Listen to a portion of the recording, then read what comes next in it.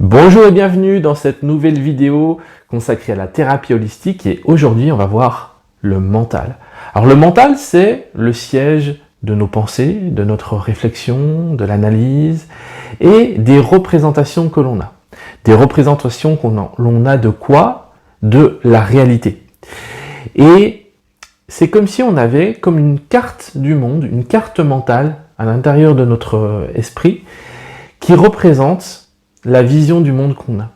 Et cette carte mentale, elle est faite de quoi? Elle est faite de règles, c'est un ensemble de règles, de valeurs, de principes, de lois qu'on a appris au fur et à mesure de notre expérience. Et le mental, c'est un outil très puissant qui permet de faire des choses incroyables, envoyer un homme sur la Lune, une sonde sur Mars, communiquer à l'autre bout de la Terre, organiser par exemple sa journée, planifier ses vacances. Donc sans mental, il n'y a pas de projet possible en fait. Et notre mental, il est censé nous aider à nous adapter au mieux à une situation donnée. Et je dis bien censé parce que c'est pas toujours le cas, vous allez voir.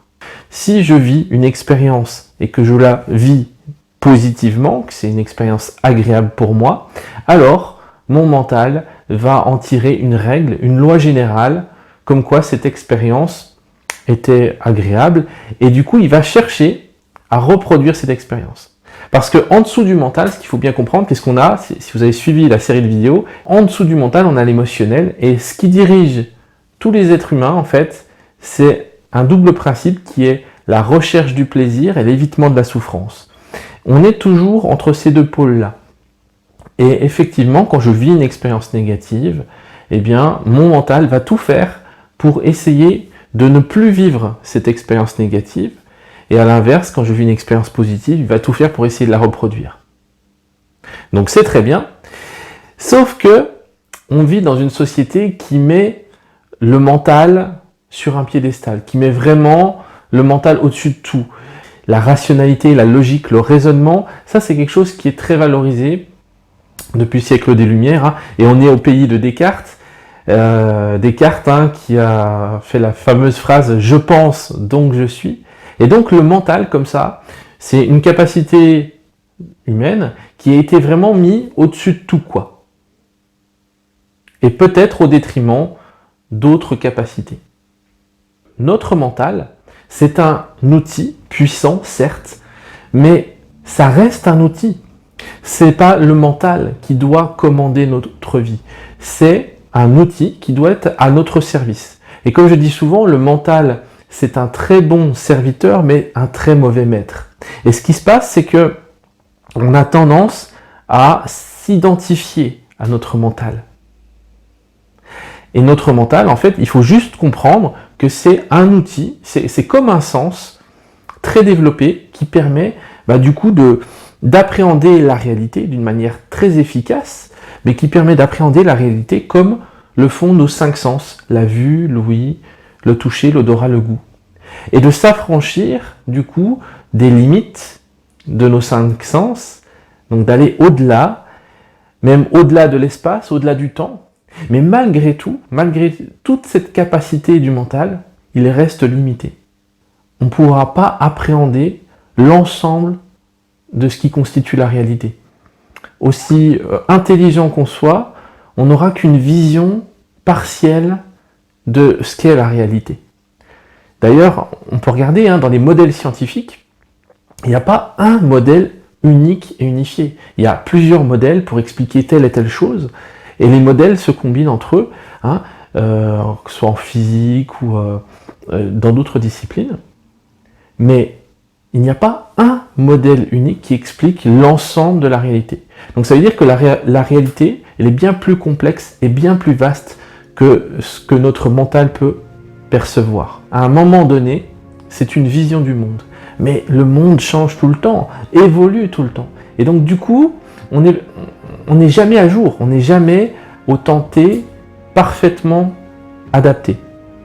Donc notre mental est limité, et un exemple très simple, c'est le cas des croyances limitantes. Les croyances limitantes, c'est quoi? C'est j'ai mis en place d'une manière inconsciente une croyance à un moment donné, c'est-à-dire quelque chose qui était vrai pour moi, à un moment donné, mais qui n'est plus vrai aujourd'hui, et qui me pose souci, qui m'handicape. D'accord? Donc ça, c'est une croyance limitante, et on est bourré de plein de croyances limitantes. En fait, c'est des croyances qui ne sont pas mises à jour, en fait. Et c'est comme si on s'enfermait un petit peu dans une espèce de prison mentale, où on n'arrive plus à en sortir. Vous savez qu'on a près de 60 000 pensées par jour, peut-être même plus, mais ce qu'on ne sait pas, c'est que dans ces 60 000 pensées par jour, il y a près de 80% de ces pensées qui sont des pensées répétitives. C'est-à-dire qu'on a des schémas comme ça qui tournent en boucle. En fait, ça tourne en boucle dans notre tête et on se radote toujours la même chose. Et on est prisonnier comme ça, comme dans un espèce de cercle vicieux où on répète toujours les mêmes schémas. Et on a beau avoir conscience de ce truc-là, on répète toujours les mêmes choses. Donc ça, c'est un truc qui nous limite. Le mental est limité dans ce sens. Et si, d'ailleurs, vous voulez sortir de certains schémas répétitifs, je vous invite à sortir du mental, tout simplement. Le mental, c'est un outil qui permet d'appréhender le monde, mais si vous ne trouvez pas la réponse à votre problème avec votre mental, ben ça voudra dire qu'il faudra aller chercher une réponse qui n'est pas mentale. Et ça, c'est dur à accepter par certaines personnes qui ont toujours mis le mental et qui s'identifient au mental, carrément, et qui ont toujours mis justement ce mental sur un piédestal. Alors moi, je vous invite à poser des choses. Si vous êtes bloqué dans vos croyances limitantes, si vous avez des blocages, et voilà, poser des choses et vivre simplement de nouvelles expériences. Tester des choses que vous n'avez jamais faites. Rencontrer de nouvelles personnes. Lisez des livres que vous n'avez pas l'habitude de lire. Formez-vous à des choses que vous ne connaissez pas. Il va falloir, à un moment donné, sortir de ce que vous connaissez pour pouvoir apporter de nouvelles informations dans la machine et du coup, élargir le champ de conscience. Donc, la bonne nouvelle, c'est qu'on peut se débarrasser de nos croyances limitantes. Encore faut-il en prendre conscience, le vouloir, parce que parfois on s'attache à nos croyances, parce qu'on s'identifie à ça, ça fait partie de notre personnalité, d'accord?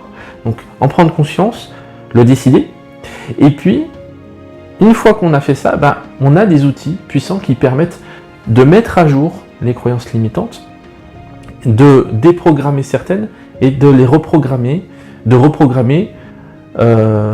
en d'autres croyances plus adaptées à ce qu'on l'on souhaite. Et puis, surtout, on peut apprendre à maîtriser notre mental. Si on considère le mental non plus comme le grand Manitou qui dirige tout, mais comme un outil qui fait partie de nous, mais qu'au final, c'est pas lui qui décide tout, et bien du coup, on peut apprendre à dompter son mental quand on est dans cet état d'esprit-là. Et c'est un petit peu comme un cheval fou, comme ça, il faut apprendre à le diriger. Et on a globalement deux stratégies. Il n'y en a pas 36, il y en a deux. Il y a la méditation et la visualisation. Alors la méditation, c'est un bien grand mot, hein, ça fait peur, mais qu'est-ce que ça veut dire? Ça veut dire simplement faire le vide dans son esprit. Ça veut dire simplement, justement, arrêter de s'accrocher, de partir dans le flux des pensées, et de se laisser embarquer là-dedans et s'identifier à 100%, et au contraire, de laisser passer les pensées, de prendre le recul, et de se identifier du coup. Je ne suis pas les pensées qui me traversent. Je ne suis pas les pensées qui me traversent. Donc ça, la méditation permet de comprendre ça et d'y arriver. Et ça permet de prendre du recul, simplement par rapport aux pensées qui nous traversent. Et puis, on a la visualisation. Alors la visualisation, là c'est la stratégie inverse, mais les deux peuvent être complémentaires, qui consiste à orienter son esprit, orienter ses pensées dans une certaine direction qu'on a choisie au préalable. C'est-à-dire si je veux réussir un examen, je vais me conditionner, je vais me préparer, je vais visualiser le déroulement de l'examen et je vais me conditionner, je vais me préparer à la réussite. Donc ça c'est des choses qu'on peut faire dans des techniques PNL, techniques sophro, préparation aux examens, ça marche très bien. Et c'est une autre stratégie, c'est-à-dire je vais orienter dans un certain sens mes pensées, d'un autre côté je vais faire le vide pour prendre du recul et me désidentifier et sortir un petit peu cette agitation. Et du coup, c'est comme ça qu'on arrive à contrôler, à maîtriser son mental. Donc c'est facile à faire en théorie, après ça demande de la pratique, c'est comme tout. Et si vous voulez en savoir plus, je vous invite à cliquer dans le premier lien en description. Vous trouverez sur mon site un certain nombre de ressources où je parle de visualisation, préparation mentale et justement apprendre à faire le vide. On a vu le corps physique, on a vu le mental, on a vu le plan émotionnel et il reste deux plans un peu plus subtils qu'on connaît moins, qui sont les plans énergétiques et les plans spirituels. On en parle. À plus.